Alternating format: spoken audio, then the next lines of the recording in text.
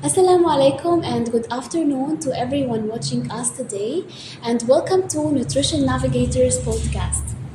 In today's episode, we will be exploring the fascinating world of bromelain, a unique enzyme found in particularly strong, spiky, yellow fruit used in drinks, snacks, sweets, everywhere, in pineapples. We will be discussing its functions, potential health benefits, and addressing some of the common misconceptions surrounding pineapples and bromelain. Whether you're simply curious or someone with a keen interest in health and nutrition, we aim to present this information in a clear and engaging manner. And today we are also pleased to welcome our guest, Ms. Noor Aina Mazlin, a final year student from Department of Nutrition, who will be joining us to share insights and discuss the topic further. Welcome, Ms. Aina, and thank you for being with us here today. Hi.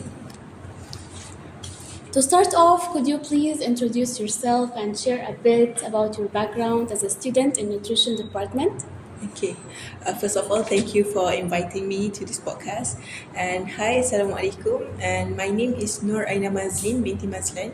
I'm final year student in Department of Nutrition in Faculty of Medicines and Health Sciences.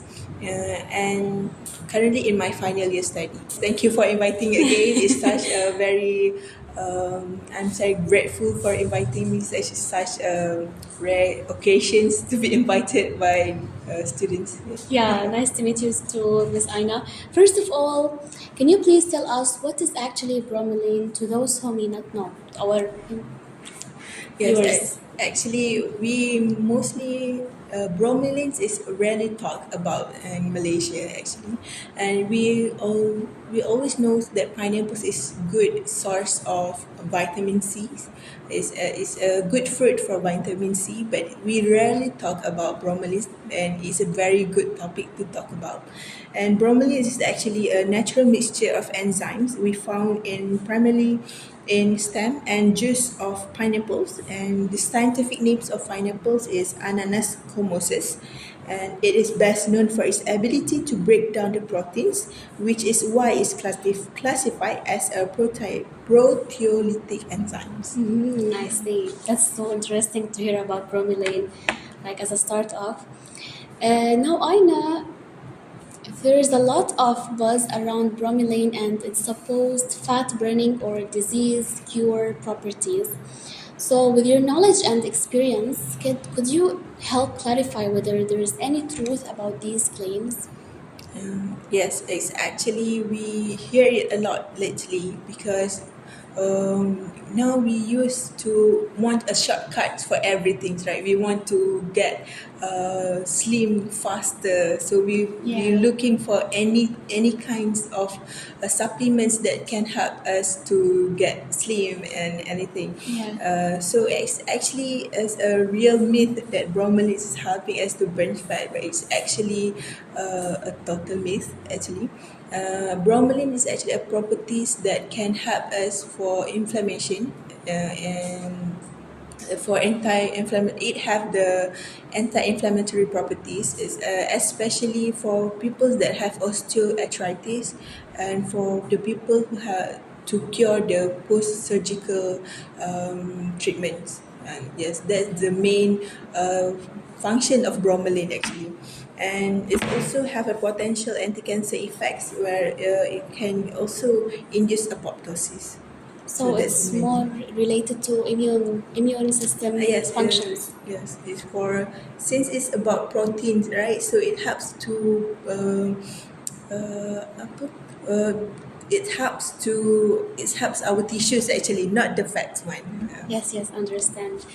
Okay, it's actually fascinating to learn about these aspects of bromelain. Now, moving on to its digestive benefits, how exactly does bromelain aid in digestion and who can benefit from it the most? Yes, actually, yes, that bromelain can aid in our digestions since it's primarily a functions as a proteolytic enzyme, meaning it helps in digest protein by breaking down the protein into smaller peptides and amino acids, and this makes beneficial for digestive health, and is especially in individuals who struggles to digest protein rich foods and people with indigestions or bloating. The bromelain may reduce the post-meal discomfort by speeding up the and breakdown of the dietary proteins. And next, for individuals with pancreatic insufficiency, those who lack adequate digestive enzymes can benefit from protein supplementations. And for elderly populations, as we grow older, the enzyme production can decrease with age, and so the bromelain may help improve protein digestions in older adults.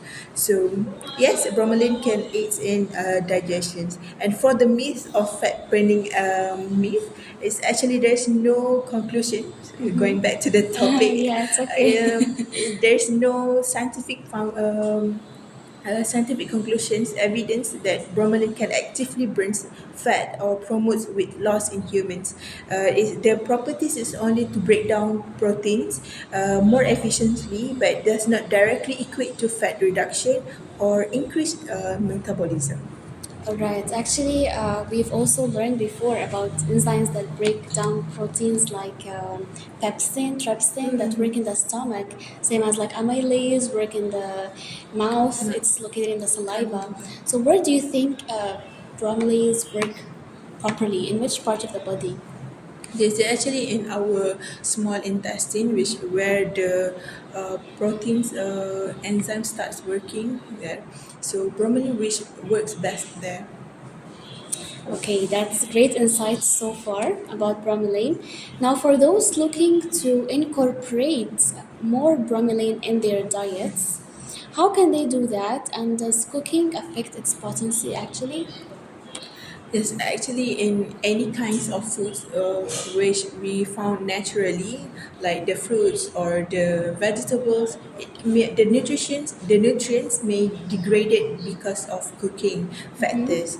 And the natural source of bromelain, which is the fresh pineapples, the enzyme is most concentrated in the pineapple stem and core, and then the flesh also contains a smaller amount of bromelains, and the cooking may affect the bromelain's content in the pineapples, and especially bromelain is a heat sensitive enzyme, so it becomes deactivated when exposed to high temperature, meaning that boiling, baking, grilling, or canning pineapple destroys much of its enzyme activity, and a raw pineapple or cool pressed juice are the best options for preserving bromelain's benefits.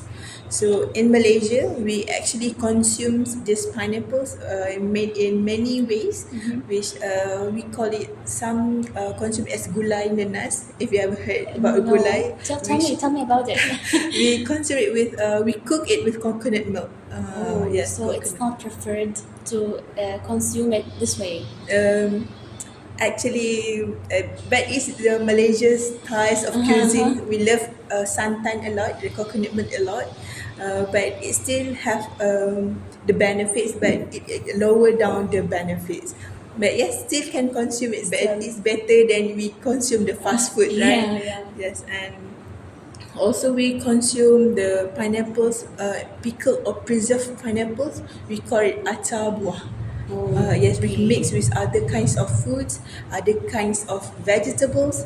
So we call it acar and we eat it with rice. Oh, so is it like cooked? Does it lose its We identity or like the importance of bromelain? Does it lose it when we mix it with the rice and vegetables? yes, it's We cook it with them. yes, we cook it with the pineapples. Okay. Okay, now moving on to a common myth we hear often. Some, like we hear about some serious concern that many people believe that eating pineapple during pregnancy may lead to miscarriage. So, is there any specific basis for this, and also what role, if any, does bromelain play in this concern?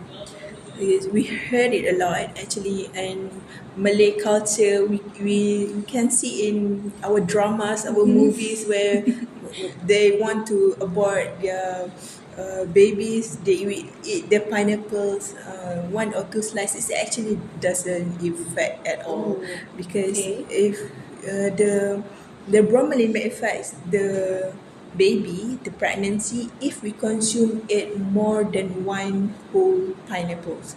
Um, and the bromelain in large and concentrated dose has been shown to cause uterine stimulation in animals, but this has not been replicated in human studies. So we don't have any evidence that it have effect on human. And a typical serving of fresh pineapple contains a very small of bromelain, so it not enough to have any physiological effect on pregnancy, and a pregnant woman would need to consume multiple whole pineapples at once to come close to a potentially concerning level. So if we eat a slice or two slices of pineapples, it won't affect It the do not pregnancy affect. actually. Okay. So if it does, how does it exactly affect like miscarriage? Like what does bromelain? How is bromelain Can affect the can affect pregnancy. the pregnancy? Yes, Um, miscarriage. Can you because uh, the the bromelain can affect the uterine stimulation, which is the place where babies is is kept, right? yes. But actually, the pineapples is good source for many nutritional benefits other than bromelain, and it also supplies hydration and vitamin C, which is actually good for the pregnant mother. You've really shared some valuable information about bromelain. Now, when it comes to choosing between bromelain supplements or fresh pineapples, do you recommend one over the other, or both are equally beneficial? What's your thoughts So about this? actually, for bromelains and any other kinds of supplements which you want to consume, it actually depends on your goal, depends on your body goals, your nutrition goals, what you want to achieve. So for fresh pineapples, it provides bromelains. If we consume the whole pineapples, it not only have bromelains, it also have many other good Nutrients, nutritious, yes, vitamins and like minerals. fiber, vitamins, especially vitamin C and manganese, and also antioxidants. And it's best for general health and nutrition, and limited bromelain content, especially after cooking. So if you want to target the bromelain benefits, so you can go for supplements. Then if you not really have any health concern that need the bromelain, then you just go for pineapples. And for bromelain supplements, which usually contain concentrated doses, typically 500 to 2,000 milligram per capsule in a bromelain capsule. And it also used in medicals and therapeutically to reduce inflammation, especially for arthritis and sinusitis, and also supporting wound healing and managing post-surgical swelling. So ideal for those with specific health needs or who cannot consume pineapple due to allergies or dietary reactions. So for everyday wellness, fresh pineapples is fine. But if you have health concerns that need for your tissues and wound healing, then it's best for you to consume the bromelain supplements. Yeah, it's actually the first time for me to hear that bromelain is actually used in medicine. Okay, actually, you've really given so much great information today that it's my first time to hear about it. It's really interesting. To wrap up, if you could leave our audience with one key piece of advice about bromelain and its role in maintaining a healthy diet, what would it be? So for final takeaway, the for the bromelain is a versatile natural enzyme with promising health benefits, and particularly in digestion and inflammation management. So, however, it is important to approach it with realistic expectations, and it should be seen as supportive tool in healthy lifestyle. not a substitute for medical treatments or a shortcut to weight loss. So use bromelain as a part of balanced diet and healthy routine. And if you're considering supplements for a specific health condition, you need to consult with the healthcare professional to ensure it's safe and appropriate use. Yeah. So our audience, please don't eat a whole pineapple. Okay, this brings us to the end in today's discussion. Ms. Noor Aina Mazlin, thank you so much for joining us today. Yes, thank you and for inviting. Thank you for sharing your valuable insights on bromelain and its benefits. Thank you so much for joining us today.